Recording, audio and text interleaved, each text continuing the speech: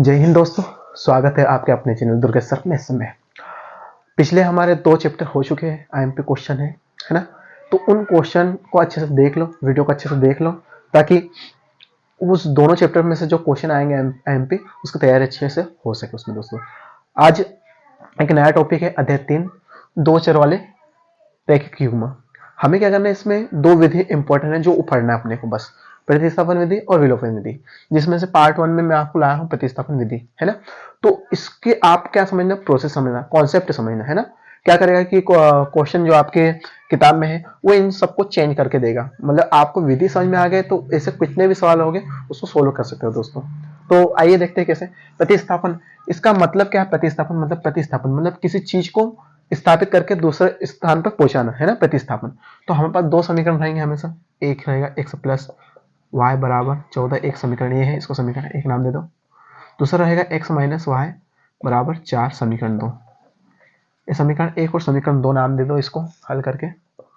उसके बाद आपको क्या करना है दोस्तों, अब आपको यहाँ से x या y का प्रतिस्थापन करना है। किसका प्रतिस्थापन करना है आपको डिसाइड करना है दोस्तों। तो मैं यहाँ पर है ना y का प्रतिस्थापन करूंगा दोस्तों, है ना। तो y का प्रतिस्थापन करूंगा तो y का मान चाहिए मुझे, है ना। तो लिखो आप यहाँ पर y का प्रतिस्थापन करने पर, y का प्रतिस्थापन से मतलब है दोस्तों कि y को आपको सिंगल करना, अकेला करना है। उसके जो भी संख्या है, जो भी चर अचर है, उसको पक्षांतर कर दूसरी जगह पहुंचाना है आपको। तो देखो, आप कभी x को उधर पक्षांतर करो तो y माइनस में हो जाएगा, हमें y माइनस में चाहिए। एक काम करो, 4 को इधर लो, y को उधर कर दो, तो माइनस को उधर प्लस में जाएगा। तो क्या बनेगा हमारा, x 4 इधर आएगा तो -4 बनेगा, और बराबर ये माइनस y उधर जाएगा तो प्लस का y बन जाएगा। ये समीकरण 3 नाम दे दो दोस्तों, है ना। समझ में आया। y का प्रतिस्थापन, अगर आप x का प्रतिस्थापन करते दोस्तों तो आप क्या करते, y को उधर पक्षांतर करके पहुंचा देते। आपके ऊपर है, आपको x करना है या y का प्रतिस्थापन करना। तो अधिकतर y का प्रतिस्थापन करना दोस्तों तो ज्यादा बेहतर रहेगा। तो y का प्रतिस्थापन करने के लिए क्या क्या किया हमने, y को हमेशा प्लस में चाहिए, है ना, माइनस में नहीं चाहिए। अगर मैं x को उधर पक्षांतर करता तो माइनस वाई बराबर x माइनस बनता, फिर माइनस को आप उधर करते। इसलिए मैंने क्या किया कि माइनस वाई को उधर कर दिया तो प्लस वाई बन गया, जैसे ये आया, और ये 4 को इधर ले आया तो माइनस में बन गया दोस्तों। अब ये समीकरण 1 और समीकरण 2 बन गया। अब आपको क्या करना है, जो समीकरण 3 जो y का मान निकला है, ये समीकरण 1 या 2 में रख दो आप। जैसे 2 में से निकाला आपने, ये किससे निकाला समीकरण, समीकरण 2 में, समीकरण 2 से y का प्रतिस्थापन किससे, समीकरण 1 या समीकरण 2 से, आपकी मर्जी किससे प्रतिस्थापन करते हैं। तो मैंने क्या समीकरण 2 से प्रतिस्थापन किया, है ना। आप चाहते तो समीकरण 1 से पक्षांतर करके y का मान निकाल सकते हैं, आपके ऊपर है। तो जिसका प्रतिस्थापन किया आप उसको लिख दो यहाँ पर। अब समीकरण 2 से प्रतिस्थापन किया y का, तो ये जो मान है ये आपको समीकरण 1 में रखना पड़ेगा दोस्तों। तो y का मान समीकरण 1 में रखने पर, ठीक है। समीकरण 1 कहाँ है, ये उसको उतार लो, x प्लस वाई बराबर 14। अब y का मान क्या है दोस्तों, x माइनस 4। तो x तो यही रहेगा, प्लस y के स्थान पे क्या आ जाएगा, x माइनस वाई के स्थान पे x माइनस 4 आ जाएगा दोस्तों, ठीक है, और बराबर 14, ठीक है। अब क्या करना है, ये x प्लस वाई के स्थान तो x माइनस, फिर x प्लस माइनस माइनस 4 हो जाएगा दोस्तों, बराबर 14। इन दोनों को जोड़ो तो कितना आएगा, 2x माइनस 4 बराबर 14। 4 उधर पक्षांतर होकर चले जाएगा तो 14 माइनस का उधर जाके प्लस हो जाएगा, है ना, माइनस का 4 उधर जाके प्लस का हो जाएगा। तो 2x बराबर कितना आएगा, 18। तो x बराबर कितना आएगा दोस्तों, 18/2। तो इस प्रकार से हम x का मान निकाल सकते हैं। x का मान क्या आ जाएगा, काटेंगे 2 से, 2 नाम 18, तो x का मान कितना निकल के आया, 9। x का मान कितना निकल के आया दोस्तों, 9। अब आपको क्या करना है, ये x का मान होगा, मतलब प्रतिस्थापन विधि और विलोपन विधि में क्या होता है, जो चर राशि होती है उनका, दोनों जो चर राशि होती है उनका मान निकालना होता है। जिसमें एक x का मान, मतलब एक चर का मान निकाल दिया, अब दूसरी चर हमारे पास क्या है, y का मान निकालना है दोस्तों। तो आइए करते हैं इसको। अब जो x का मान आया जो दोस्तों, वो आपने जो समीकरण 3 बनाया उसमें रख दो तो ज्यादा बेहतर रहेगा, है ना।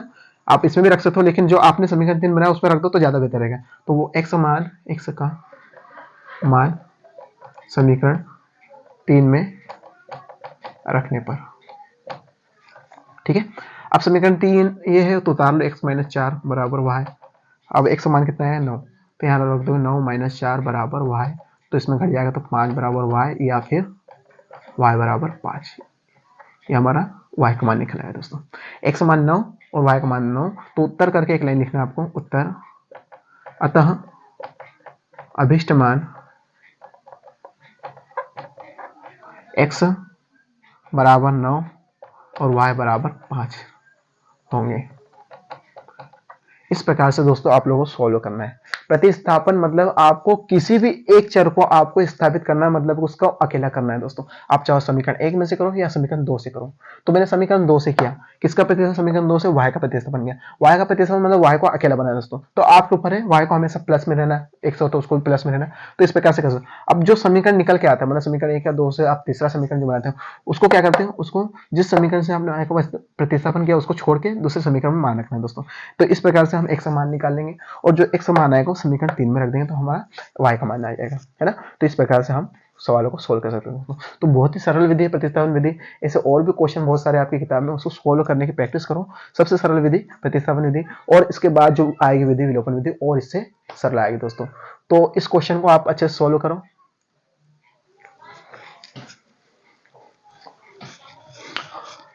आइए देखते हैं दोस्तों दूसरा सवाल। ये 3 स्टार लगा लो। दो संख्याओं का अंतर 26 है और एक संख्या दूसरी संख्या के 3 गुने हैं, तो उन्हें ज्ञात कीजिए। मतलब ये क्वेश्चन आ चुका है दोस्तों पहले बोर्ड में, इसलिए हमें इसे सोल्व करना जरूरी है। तो जो हमें नहीं पता रहता गणित की भाषा में, उसको हम मान लेते हैं। तो इसमें दो संख्या है और जिसका अंतर 26 है, तो हमें वो दो संख्या नहीं पता, उसको निकालना है। तो उसको मान लेंगे पहली संख्या x और दूसरी संख्या y। अब प्रश्नानुसार, प्रश्न क्या बोल रहे हैं, यहां से आता है दो संख्याओं का अंतर 26 है। तो प्रश्नानुसार प्रश्नानुसार क्या है दोस्तों कि दो संख्याओं का अंतर 26 है। तो दो संख्याओं का अंतर मतलब x और माइनस y, मतलब इन दोनों का अंतर, अंतर मतलब घटाना, तो कितना है 26 है। तो समीकरण 1 आपका ये बन जाएगा दोस्तों, ठीक है। उसके बाद आपको क्या करना है, अगला क्वेश्चन पढ़ना है। तो पुनः प्रश्नानुसार प्रश्नानुसार आप पुनः आगे क्वेश्चन पढ़ो। और एक संख्या दूसरी संख्या के 3 गुने है। एक संख्या दूसरी संख्या के 3 गुना, मतलब पहली संख्या दूसरी संख्या के 3 गुना, मतलब जिसके साथ 3 गुना बोल दे, 2 गुना बोल दे, उसके साथ हमें उसका गुना करना पड़ेगा। तो पहली संख्या मतलब पहली संख्या x, दूसरी संख्या के 3 गुना है, तो दूसरी संख्या क्या हुआ y, तो y के 3 गुना करना पड़ेगा दोस्तों। ये समीकरण 2 नाम दे दो। अब देखो यहाँ पर दोस्तों, इसमें x का और y का दोनों का प्रतिस्थापन कर सकते हैं, आपके ऊपर है। लेकिन आप यहाँ देखो समीकरण 2 में दोस्तों, तो यहाँ x का मान ऑलरेडी, मतलब प्रतिस्थापन ऑलरेडी किया हुआ है, मतलब x अलग है दोस्तों, तो हमें कुछ करने की जरूरत नहीं है। तो समीकरण 2 में आप देख रहे हो कि ऑलरेडी मतलब पहले से ही x का मान निकला हुआ दोस्तों, है ना। तो इसमें हमें कुछ करने की जरूरत नहीं। आपको क्या करना है कि समीकरण 2 का मान, समीकरण 2 में समीकरण 2 का मान समीकरण 1 में रखने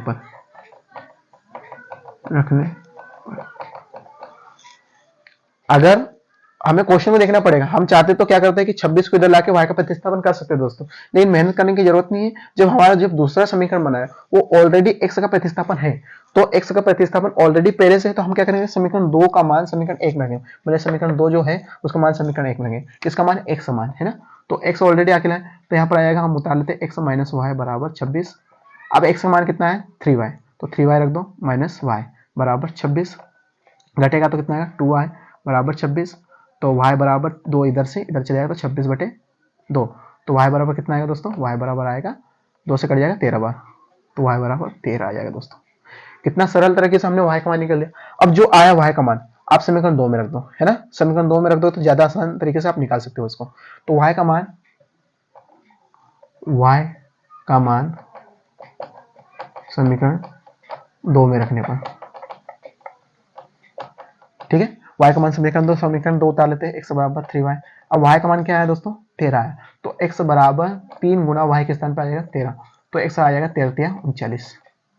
क्या आ गया दोस्तों हमारे x मान, y का मान 13 और x मान 39। देख लेना इन दोनों का अंतर हमेशा 26 मिलेगा दोस्तों, ठीक है। तो हमारा जो आंसर अगर जांच करना चाहो कि हमारी संख्या सही है कि गलत है, तो आप घटा के देखो 9 में से 3 गया तो 6 और 3 में से 1 गया तो 2, अंतर भी 26 मिल गया। तो अभिष्ट मान करके, अभिष्ट मान x बराबर 39 और y बराबर 13, ये सवाल हल हो गया दोस्तों। तो आई होप ये विधि आप लोगों को अच्छे समझ में आई होगी। प्रतिस्थापन विधि। और आपको इसकी और प्रैक्टिस करना है तो और भी किताब में क्वेश्चन है उनको सोल्व करो, प्रैक्टिस आप लोगों की अच्छी हो जाएगी। जो भी मेरे हिसाब से आईएमपी क्वेश्चन तो प्रतिस्थापन 2 सवाल और भी आईएमपी क्वेश्चन है, लेकिन आईएमपी कुछ नहीं होता, मैंने बोला है पहले, आपको कॉन्सेप्ट समझना है, तरीका समझना है ना। तो अगर ये तरीका आप लोग समझ में आए कि आपको क्या करना है, 2 समीकरण दिए रहेंगे, पहले वाले जो सवाल में क्या था, दूसरे सवाल कुछ इस प्रकार से भी आ जाते हैं, तो उसमें आपको समीकरण बनाना पड़ेगा, समीकरण बनाने के फिर y का प्रतिस्थापन, x का प्रतिस्थापन, फिर वो समीकरण 3 बनाना पड़ेगा। ये सारी प्रोसेस आप लोगों को समझना पड़ेगा विधि बाई विधि। तो आप लोगों को ये क्वेश्चन समझ में आया तो वीडियो को लाइक करें, और समझ में आया दोस्तों, यदि आप लोगों को वीडियो अच्छा लगा तो वीडियो को लाइक करें और चैनल को सब्सक्राइब करें दोस्तों। जय हिंद।